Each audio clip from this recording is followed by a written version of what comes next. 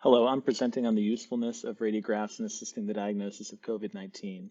Our hypothesis was that we could use radiographs to assist in the diagnosis of patients with COVID-19, especially when other methods were unavailable or as an instant assessment of the patient in rural areas, especially areas like family practice clinics. The background is that COVID-19 is a respiratory virus that's causing a major outbreak in 2020, as everyone knows.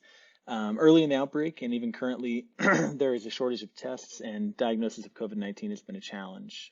Doctors in China and Italy, as well as many other places, have been using radiological images, including chest x-rays or radiographs and CTs to help diagnose.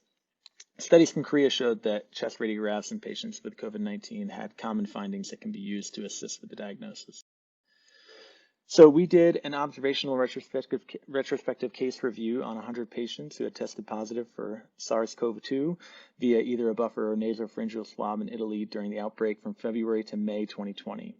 61 of these patients were included in the study. 39 were excluded because there was not a radiologist interpretation or there were not radiographs taken of these patients.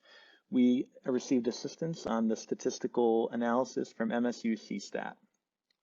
So we used 61 cases and we analyzed them for common radiograph findings that corresponded to a COVID-19 diagnosis.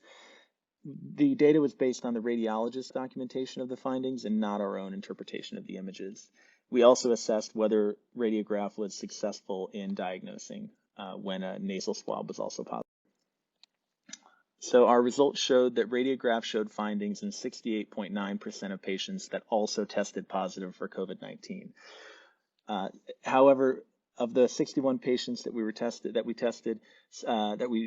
analyzed, there were 51 of them had CTs as well, and all of those CTs showed positive. So radiograph has a sensitivity of 0.556 to 0.798 with a 95% confidence interval in identifying COVID-19 infection. 71.4% of the cases had findings of parenchymal thickening, and 21.4% of the cases showed increased peribronchovascular interstitium, which is a thickening of the sheet that encloses the bronchi, pulmonary arteries, and lymphatic vessels. There were other findings, but none of them were statistically significant. Here are the images related to that. The first image shows a COVID-19 positive patient who has findings on radiograph. The second image shows a patient who has COVID-19 positive but no findings on the radiograph. And the third patient is an example of parenchymal thickening and peribronchovascular interstitium in a COVID-19 positive patient. These images will be shown larger later on in the presentation. Our conclusions were that parenchymal thickening and increased peribronchovascular interstitium are the most common radiograph findings displayed in patients positive for COVID-19 in Italy.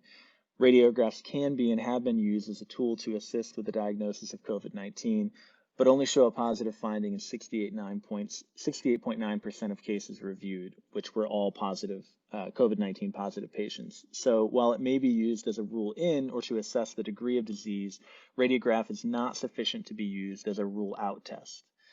The study was limited because it used only the radiologist finding. There could be database bias and further research into this is needed.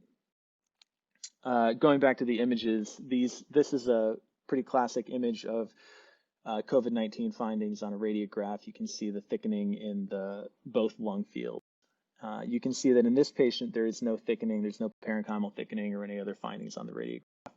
And in this third patient, you can see both intraparenchymal thickening and peribronchovascular, increased peribronchovascular interstitium.